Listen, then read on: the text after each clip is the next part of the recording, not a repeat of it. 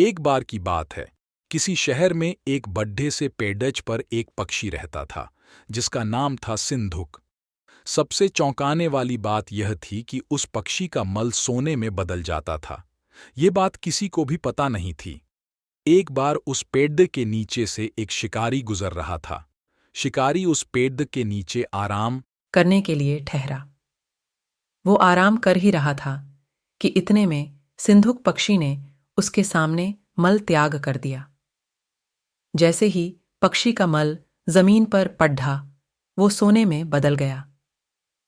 यह देखते ही शिकारी बहुत खुश हुआ और उसने उस पक्षी को पकड़ने के लिए जाल बिछाया। सिंधुक जाल में फंस गया और शिकारी उसे अपने घर ले आया। पिंजरे में बंद सिंधुक को देख शिकारी को चिंता सताने लगी कि अगर राजा को इस बारे में पता चला तो वो न सिर्फ सिंधुक को दरबार में पेश करने को कहेंगे, बल्कि मुझे भी सजा देंगे। यह सोचकर डर के मारे शिकारी ने खुद ही सिंधुक को राज दरबार में पेश कर राजा को सारी बात बताई। राजा ने आदेश दिया कि सिंधुक को सावधानी से रखा जाए और उसे अच्छे से खाना खिलाया जाए। ये सब सुनने के बाद मंत्री ने राजा को कहा, आप इस बेवकूफ शिकारी की बात पर भरोसा मत कीजिए।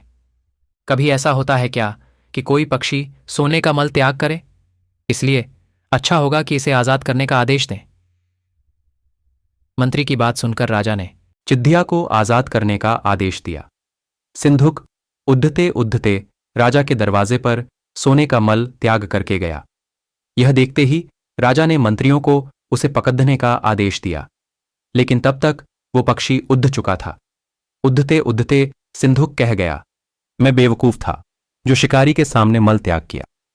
शिकारी बेवकूफ था जो मुझे राजा के पास ले गया। राजा बेवकूफ था जो मंत्री की बात में आ गया।